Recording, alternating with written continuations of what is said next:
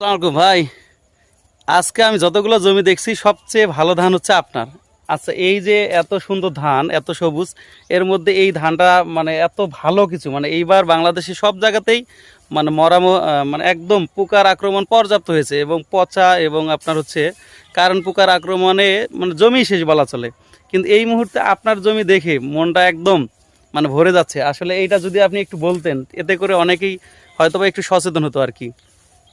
তো আমি এই ধানটার মানে সব সময় ধান খেতে আসছি, ফলো করছি। কোনো রোগ ধরার আগে আমি তার আগে রোগ ধরার আগেই আমি খেত স্প্রে করছি, মানে রোগ ধরার সুযোগই দিই ধান আচ্ছা আমি। আচ্ছা, মানে তার তারপর মানে আপনি বলতেছেন যে মানে সব সময় জমির প্রতি নজরদারি রাখছেন আর কি। প্রতিদিনে এখন এক পাক সময় আসবো, যদি একটু টুকরি দিই হাসা আমি স্প্রে করি। ও আচ্ছা, হাসা, এইটা হচ্ছে সবচেয়ে আপনার মানে হ্যাঁ গম্যর বা রহস্য হ্যাঁ। বলা চলে আর কি।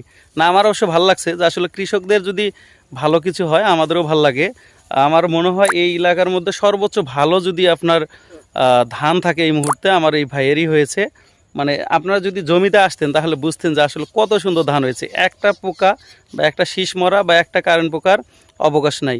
আমরা মনে হয় যদি মানে যে কোনো চাষাবাদ করি সেক্ষেত্রে অবশ্যই একটু সচেতন থাকার চেষ্টা করব।